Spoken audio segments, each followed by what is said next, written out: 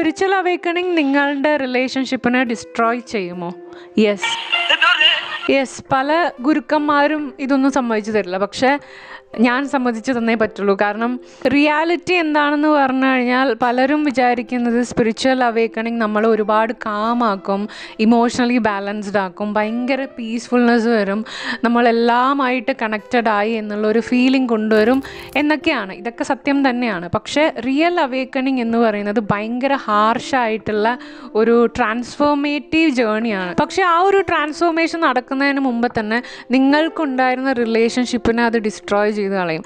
അതിനർത്ഥം സ്പിരിച്വാലിറ്റി എന്ന് പറയുന്നത് നെഗറ്റീവ് ആണ് എന്നതല്ല. അല്ലെങ്കിൽ സ്പിരിച്വലി അവെയർ ആവും തോറും നിങ്ങളുടെ ഉള്ളിലൊരു സുപ്പീരിയോറിറ്റി അല്ലെങ്കിൽ ഡോമിനൻ്റ് ഫീൽ വരും, അങ്ങനെയുള്ളതൊന്നല്ല. നിങ്ങൾക്കുണ്ടായിരുന്ന ആ ഒരു റിലേഷൻഷിപ്പിൻ്റെ അടിസ്ഥാനം അല്ലെങ്കിൽ ആ ഒരു ഫൗണ്ടേഷൻ എന്ത് ബേസിസിലാണോ ബിൽഡായിട്ടുള്ളത് അതാണ് കൊളാപ്സ് ആവുന്നത്. അതിൻ്റെ ട്രൂത്ത് എക്സ്പോസ് ആവും. കാരണം നമ്മൾ മനസ്സിലാക്കുകയാണ് റിലേഷൻഷിപ്പ് എന്ന് പറയുന്നത് ഭയങ്കര അൺസ്റ്റേബിൾ ആയിട്ടുള്ള ഒരു കാര്യമാണ്. നമ്മുടെ താന്ത്രിക് ട്രഡീഷൻസ് നമുക്ക് പഠിപ്പിച്ചു തരുന്നത് സ്പിരിച്വൽ അവേക്കണിങ് നമ്മൾക്ക് പീസ് മാത്രമല്ല തരുന്നത്, അത് എല്ലാ ഇല്യൂഷൻസിനെയും ഡിസ്ട്രോയ് ചെയ്യുന്ന ഒന്നാണ്. അപ്പോൾ റിലേഷൻഷിപ്പ് എന്ന് പറയുന്നത് ഒരു ഇല്യൂഷൻ തന്നെയാണ്. കാരണം അവേക്കണിങ്ങിലൂടെ നമ്മൾ മനസ്സിലാക്കുകയാണ്, റിയലൈസ് ചെയ്യുകയാണ് മോസ്റ്റ് റിലേഷൻഷിപ്സിൻ്റെ അടിസ്ഥാനം എന്ന് പറയുന്നത് അറ്റാച്ച്മെൻറ്റ്സ് ആണ്, കോൺഷ്യസ്നെസ് അല്ല. സോ ഒരു നോർമൽ റിലേഷൻഷിപ്പ് എടുത്ത് നോക്കുകയാണെങ്കിൽ അതിൻ്റെ റിയൽ റൂട്ട്സ് പോകുന്നത് ശരിക്കും പറഞ്ഞാൽ fear of loneliness, emotional dependency, validation seeking,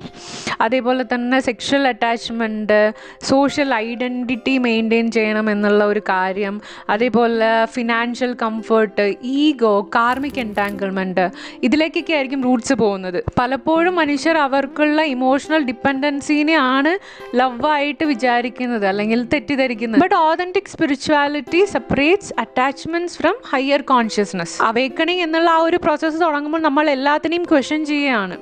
അല്ല, ഈ ഒരു റിലേഷൻഷിപ്പിൻ്റെയും ബിയോണ്ട് ആയിട്ട് ഞാൻ ആരാണ്, എനിക്ക് എന്ത് കാരണം കൊണ്ടാണ് എപ്പോഴും കോൺസ്റ്റൻ്റ് ആയിട്ടുള്ള ഇമോഷണൽ റീഅഷുറൻസ് ആവശ്യമായിട്ട് വരുന്നത്, അല്ലെങ്കിൽ ഞാൻ എന്ത് കാരണം കൊണ്ടാണ് മറ്റുള്ളവർ എന്നെ റിജക്റ്റ് ചെയ്യുമോ എന്ന് ഭയപ്പെടുന്നത്, എന്ത് കാരണം കൊണ്ടാണ് ഒരു കംപ്ലീറ്റ്നെസ് ഫീൽ ചെയ്യാൻ ഞാൻ മറ്റുള്ളവരിൽ നിന്ന് വാലിഡേഷൻ ആഗ്രഹിക്കുന്നത്. ഇങ്ങനെയൊക്കെ നമ്മൾ ക്വസ്റ്റ്യൻ ചെയ്യാൻ തുടങ്ങും. അതിനുള്ള ആൻസേഴ്സ് യൂണിവേഴ്സ് തരുകയും ചെയ്യും.